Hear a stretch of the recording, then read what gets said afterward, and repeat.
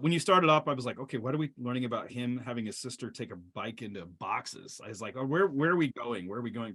But you transition really quickly. And I think for me, it meant a lot because I knew a lot of the people that he was talking about, like John Guest. I had known about him. I'd gone to Gordon Conwell.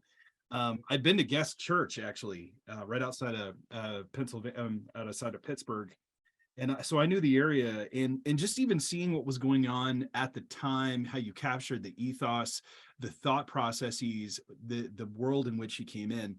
I don't think a lot of people think about that. They just know Tim Keller. I mean, anybody that's followed the Gospel Coalition for a period of time would know it.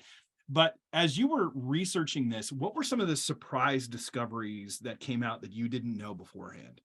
Well, I mean, I I knew some of the things, but I mean, I felt like half the things in there I didn't have any idea about. And I have worked with Tim since 2010. I've read everything that is published that he's written and listened to a ton of his stuff, but there was just so much that I didn't know. I mean, I think I mean, going back to the home, one of the reasons why I wanted to get into the home is because you've got to be able to establish that before you get to his conversion.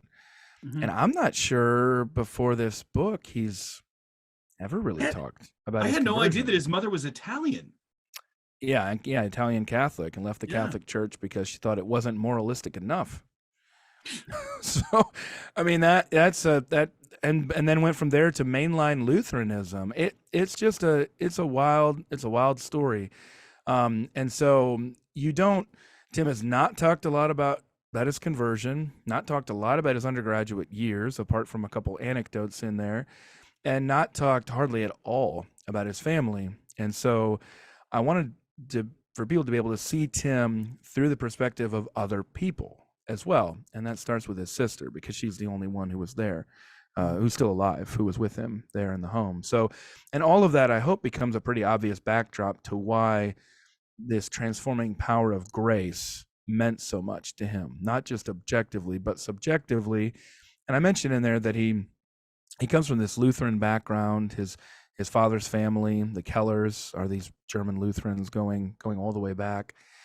And and I said, well, Luther is not just somebody he studied and not somebody he read and not just somebody whose confessions, but Tim has that kind of Lutheran conscience in some ways. Like it's a pretty tortured conscience that came largely through the formation of a very fastidious home with his mother as the dominant figure by far. So that was at least what I was trying to establish early on there.